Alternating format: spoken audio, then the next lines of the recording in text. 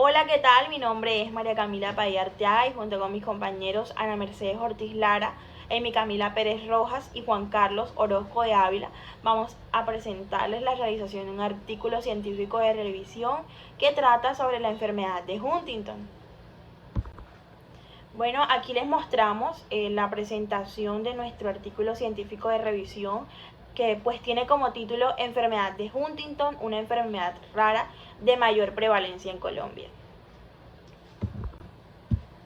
Antes de empezar, queremos decir que la genética, pues, si bien lo tenemos claro, determina las características personales por herencia, pero que muchas veces se ve afectada por diversas causas que logran ser irreversibles.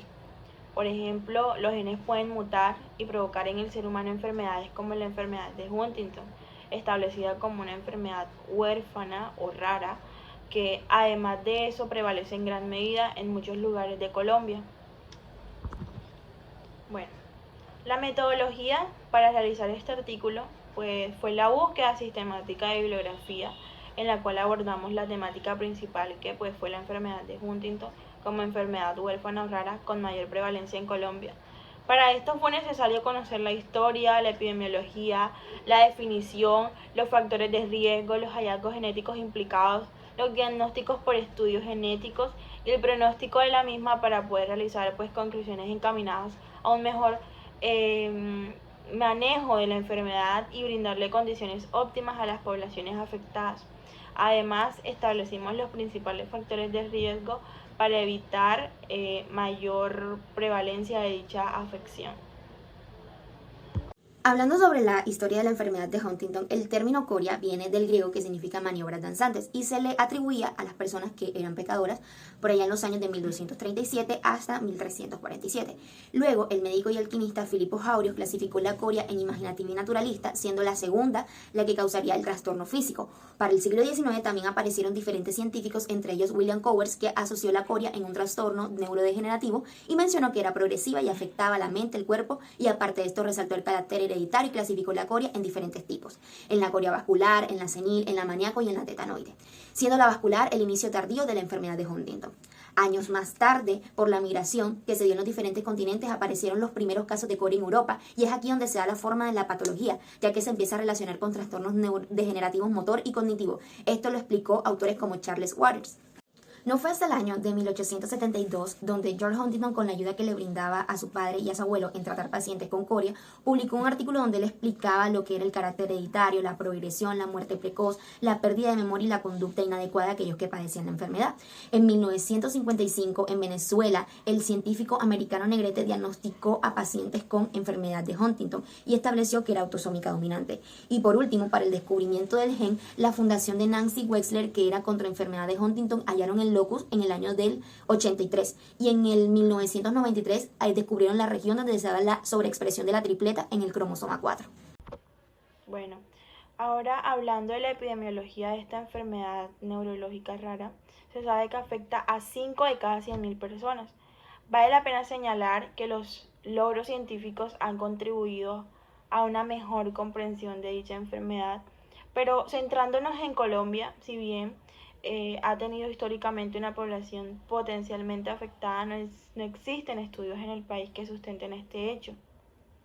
Y esto se debe a que en Colombia, específicamente en la costa Caribe, los servicios en salud son deficientes, por lo que existen personas que padecen la enfermedad y no reciben una atención médica óptima. Incluso existen personas que nunca han sido diagnosticadas. Sin embargo, en el país hay instituciones como fundaciones, asociaciones que buscan mejorar las inconsistencias en salud relacionadas con estos pacientes. Y gracias a ella, pues ha sido posible reportar los casos y las problemáticas para brindarle la atención necesaria a estas personas. A continuación, como se puede ver en la tabla, en el departamento del Magdalena se reportan el mayor número de familias afectadas y es preocupante la cifra porque superan más del 70% del total de las familias afectadas. A continuación, vamos a presentarles un video, un caso real de la familia Oviedo, que es oriunda del departamento del Magdalena, en el municipio de Ariguaní. Es un caso real y que conmueve, pero a nosotros como estudiantes del área de la salud nos hace un llamado o nos motiva a que debemos buscar esas estrategias que permitan mejorar la calidad de vida de las personas y que sientan y que se demuestre que se está brindando una atención óptima y digna. Los Oviedo viven en una parcela. Son una familia extensa conformada por abuelos, hijos, nietos y tataranietos. Pertenecen a 4 generaciones. Viven 34 personas bajo el mismo núcleo familiar, generándose hacinamiento y múltiples problemas socioeconómicos, entre ellos 4 adultos jóvenes, una mujer de la tercera edad, 6 adolescentes que estudian y trabajan fuera del municipio, 7 personas enfermas y dependientes de otros, 8 adolescentes con problemas de comportamiento, 8 menores de 18 años estudiando y con problemas de desnutrición. Estas personas poseen la enfermedad de Huntington.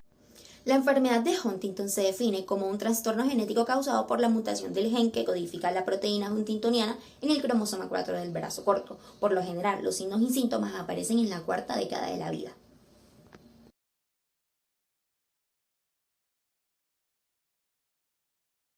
En las manifestaciones clínicas tenemos los síntomas motores, los cuales está el desequilibrio, la marcha inestable, movimientos ligeros y sacudidas bruscas. Segundo están los síntomas cognitivos, donde hay deterioro en la rapidez y en la agilidad mental, incluso en la atención. Y por último están los síntomas psiquiátricos, donde el paciente se vuelve irritante, tiene trastorno de humor, se aísla y se vuelve menos sociable. Bueno, factores de riesgo. Cuando hablamos de enfermedades huérfanas o raras, pues nos referimos a esas enfermedades las cuales generalmente son la consecuencia de factores genéticos. La enfermedad de Huntington no es la excepción. Los principales factores de riesgo que podemos mencionar y que están asociados con el desarrollo de esta enfermedad son, primero, los antecedentes familiares. Esta afección es causada por una mutación heredada. Por lo tanto, tener antecedentes familiares de la enfermedad es un factor de riesgo significativamente alto de desarrollarla. Segundo, la inestabilidad del genoma, pues esta puede influir en la aparición de enfermedades, dado que la interacción entre el gen asociado en el gen de la enfermedad y otros que influyen en la reparación del ADN son capaces de modular el riesgo y la aparición de la enfermedad. También existen casos donde las personas con la enfermedad pues desarrollan los síntomas a los 30, 40 años y los factores que pueden estar desarrollando progresivamente o a temprana edad la enfermedad pueden ser, primero, la edad de inicio del padre. La edad de inicio de la enfermedad en el padre puede influir en la edad de inicio en los hijos, y se ha observado que los hijos de padres con una edad de inicio temprana tienen un mayor riesgo de presentar un inicio temprano de la enfermedad. Y también existen otros factores asociados que están más centrados a defectos epigenéticos en el ADN, como por ejemplo la obesidad, la dieta de baja calidad, las gestaciones múltiples, el consumo de alcohol o de cocaína. La enfermedad de Huntington es dada por una expansión en la repetición de 3 nucleótidos, citosina, adenina, guanina, es decir, triplete CAG en el gen huntingina HTT del cromosoma 4P 16.3. Este gen de cromatina está en repetición, pero normalmente se encuentra entre 10 y 35 veces. Entre mayor sea el número, en este caso 39 repeticiones de CAG, va a provocar que se presente antes la enfermedad. Esta producción anómala de HTT provoca que estas proteínas sean demasiado grandes, lo que va a hacer que se quiebren varios pedazos y se acumule en las neuronas, lo cual es tóxico para ellas y las termina dañando, provocando problemas a nivel del sistema nervioso central, con movimientos anormales e incontrolables. Diagnósticos genéticos por estudio. Los estudios genéticos que se usan para diagnosticar la EH, la enfermedad de Huntington, se evalúa si hay alteraciones en el gen de HT. Lo que primero se suele hacer es usar un examen de sangre con la técnica de reacción en cadena de la polimerasa, PCR. Si hay mutaciones específicas, se realiza una segunda validación y a esta se le va a agregar una prueba genética, para así determinar con exactitud el número de repeticiones que hay del triplete CAG. También se pueden utilizar pruebas de diagnóstico prenatal para determinar si un feto ha heredado la mutación del gen HTT de sus padres. Además, el diagnóstico de esta enfermedad también puede basarse en la evaluación clínica de los síntomas y pruebas de diagnóstico por imagen del cerebro. Como la enfermedad de Huntington es una enfermedad genética de carácter hereditario autosómica dominante, los diagnósticos genéticos también pueden ayudar a identificar a aquellos que estén en mayor riesgo de desarrollarla y también puede ayudar a orientar de mejor manera la planificación de atención médica futura. Continuando con el pronóstico de la enfermedad de Huntington, tenemos que la progresión de la enfermedad lleva a una completa dependencia de la vida diaria en estos pacientes, lo que da lugar a que requieran cuidado de tiempo completo y finalmente llega la muerte. Se dice que la causa más común es la neumonía seguida del suicidio. El curso de la enfermedad puede variar enormemente entre las personas afectadas. La enfermedad progresa lentamente en un periodo de 10 a 25 años después de la aparición de los síntomas iniciales. Sin embargo, la velocidad de progresión puede diferir en cada caso. El pronóstico de la enfermedad de Huntington depende de diversos factores como la edad a la que inician los síntomas, la gravedad de los síntomas y la atención médica a la que sean sometidos estos pacientes. Como tal, no existe una cura para esta enfermedad, sin embargo, hay tratamientos terapéuticos y farmacológicos que lo que buscan es el reducir los síntomas y mejorar la calidad de vida módicamente, modestia aparte, de estos pacientes. En conclusión, la progresión habitual se realiza a lo largo de los 15 a 20 años en los cuales el paciente va perdiendo las capacidades consecutivamente hasta acabar siendo totalmente dependiente del cuidador. En el caso presentado, como demostró el análisis genético posterior, el número de repeticiones del triplete está dentro del rango patológico, con penetrancia completa, es decir, el sujeto tiene altísimas probabilidades de desarrollarla. Sin embargo, al tratarse de un análisis genético de confirmación antes del diagnóstico definitivo, el paciente ya presentaba clínica de la enfermedad.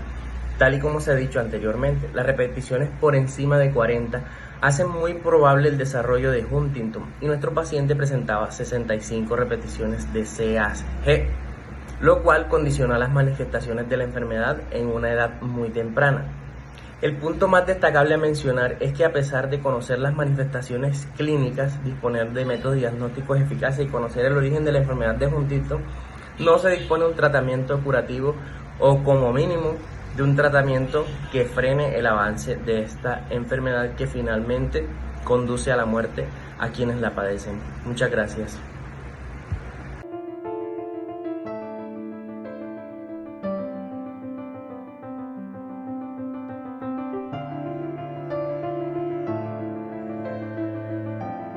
Que parezca que hemos bebido hace 20 años que no pruebo la alcohol. Porque 20 años sin beber son suficientes para que no me llamen borracho.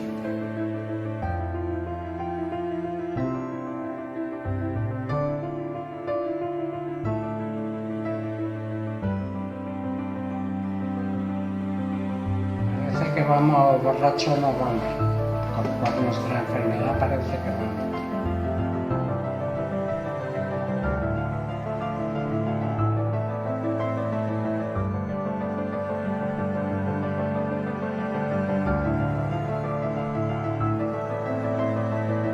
Por motivos de nuestra enfermedad andamos así que padecemos como si fuéramos borrachos.